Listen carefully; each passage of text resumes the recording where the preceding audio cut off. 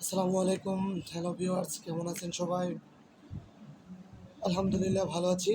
চলে আসলাম আপনাদের মাঝে আজকে নতুন আরেকটি ভিডিও নিয়ে। তবে আজকে ভিডিওর টপিকটা একটু ভিন্ন। আমরা আসলে বাস্তবমুখী বাস্তবমুখী বিভিন্ন কাজ করতে হলে আমাদের বিভিন্ন কিছুর প্রয়োজন পড়ে। আমাদের আচার ব্যবহার, বিহেভিয়ার, কার্টিসিটি, ম্যানার, এই সমস্ত জিনিসের উপর আমরা অনেকেই অভ্যস্ত। বিভিন্ন বিষয়ে অনেকেই অনেক কিছু জানি না, কোথায় যে কি বলতে হয়।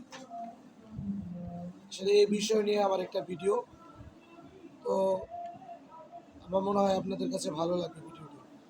তো আজকে ভিডিওর পয়েন্ট হচ্ছে বাস্তব জীবনে ম্যানারের প্রয়োজনীয়তা। বাস্তবমুখী জীবনে আচার ব্যবহার বা ম্যানারের প্রয়োজনীয়তা। তো যদি শুরুতে যে পয়েন্টটা হচ্ছে বাস্তবমুখী সংসার বা সামাজিক লাইফের থেকে আসি। প্রথম হচ্ছে বাবার মার রুমে যদি ঢোকার প্রয়োজন পড়ে কোনো কারণে, সেক্ষেত্রে উচিত হচ্ছে রুমের বাইরে যে দরজায় টোকা দিয়ে পারমিশন নিয়ে রুমে ঢোকা। এটা হচ্ছে লাইফের একেবারে বলতে গেলে একটা পারিবারিক শিক্ষা। পারিবারিক জীবন থেকে এটা হচ্ছে ফার্স্ট শিক্ষা। রুমে ঢোকার আগে রুমের দরজায় কড়া নিয়ে পারমিশন নিয়ে ভিতরে ঢোকা। এরপরে আসি কর্মমুখী শিক্ষা। আমরা অনেকে অফিস আদালত বিভিন্ন জায়গায় জব করি বা কাজে ব্যস্ত থাকি।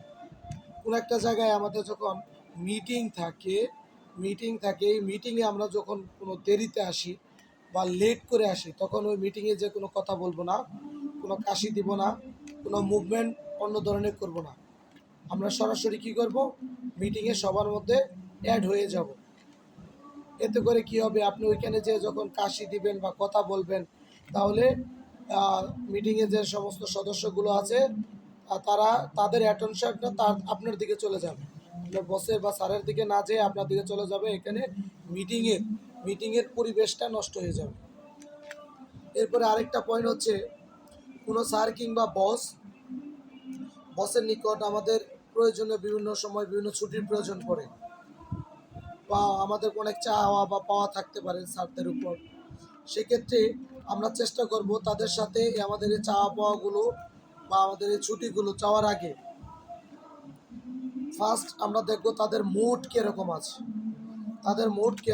আছে। কেমন আছে মুডটা, তাদের মুডটা কি ভালো না খারাপ, সে কি এনজির মুডে আছে, সে কি বিষণ্ণতায় ভুগছে, সে কি কোনো জিনিস নিয়ে চিন্তিত কিনা। তাদের মুড বুঝে তারপরে কি করব, তাদের কাছে যে আমাদের যে চাওয়া পাওয়াগুলো থাকে আমাদের কর্মজীবনে চাওয়া পাওয়া কি, কোনো প্রমোশন বা ছুটি, এরকম কিছু যখন আমরা চাবো, তখন আমরা বিনয়ের সহিত নিজে চাবো। প্লাস হচ্ছে কখনো যদি আমরা ডিরেক্টলি আমাদের স্যার বা বসের কাছে যে বলবো না যে আমার ছুটি লাগবো, আমাকে ছুটি দেন, তাহলে নিজেই নিজেরটা চেয়ে নেওয়া হলো।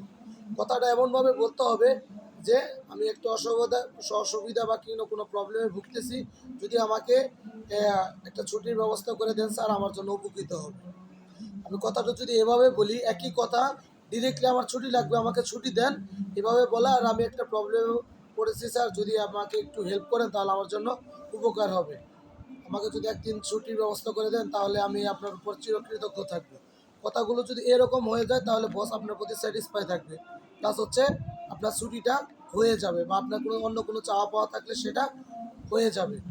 তাহলে আমরা কী করব, কোনো জিনিস চাওয়ার আগে বসদের মাইন্ড দেখে নিব। ডিরেক্টলি না চেয়ে কথাটা একটু ঘুরিয়ে বলবো, যেন আপনার যে চাওয়াটা আপনার ছিল সে চাওয়াটা কি আপনার স্যার বা বসের মাধ্যমে কি হয়, সেটা আপনাকে বলে যে ঠিক আছে তুমি একদিন ছুটি কাটাও বা তুমি এই কাজটা করো। এরপর হচ্ছে আমরা অনেক সময়, বিশেষ করে আমরা গার্মেন্টসে জব করি, যেহেতু আমার ম্যাক্সিমাম ভিডিওগুলো গার্মেন্টসের কোয়ালিটি ডিপার্টমেন্ট নিয়ে।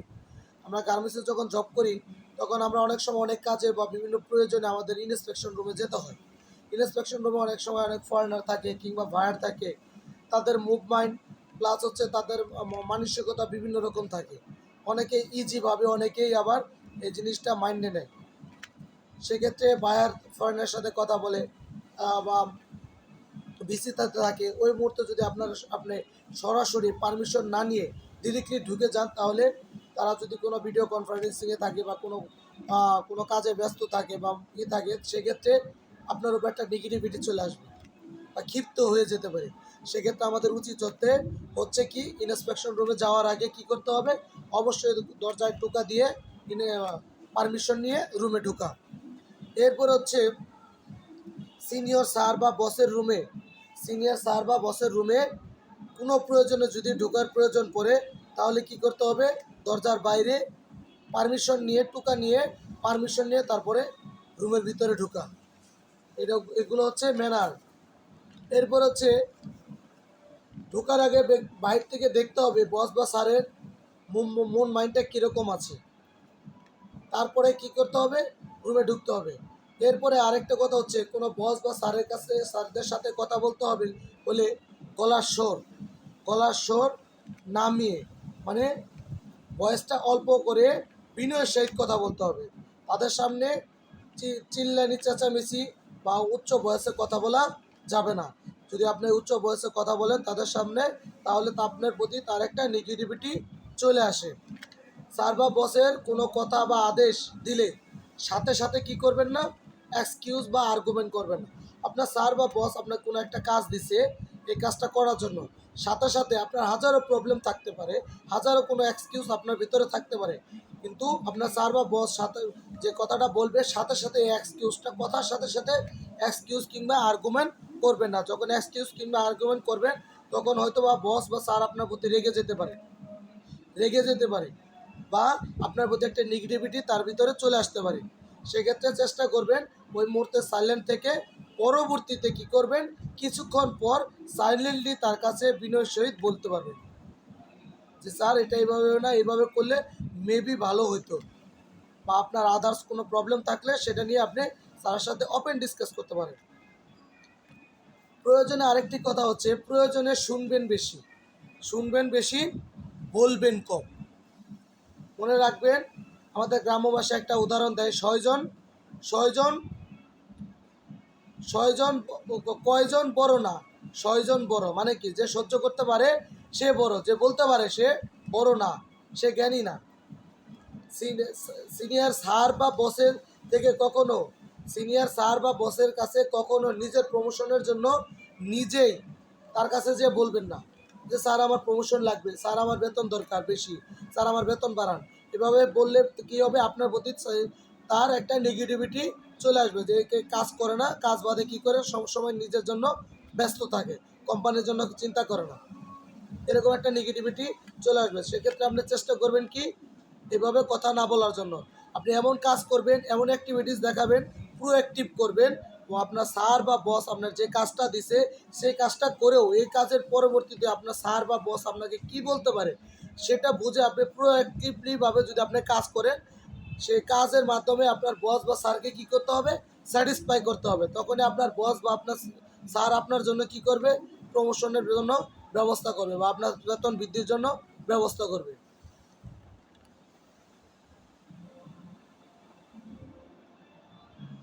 তাহলে আমি মনে হয় বুঝাতে পেরেছি। আমি অনেকগুলো পারিবারিক, সামাজিক কিংবা কর্মের ভিতরে যে সমস্ত জিনিসগুলো আমাদের মেনে চলা উচিত, যেভাবে কথা বললে বস বা স্যার কিংবা ফ্যামিলিতে নিজের ওয়েটটা নিজে বজায় রাখা সম্ভব, আপনারা মনে হয় বুঝতে পেরেছেন।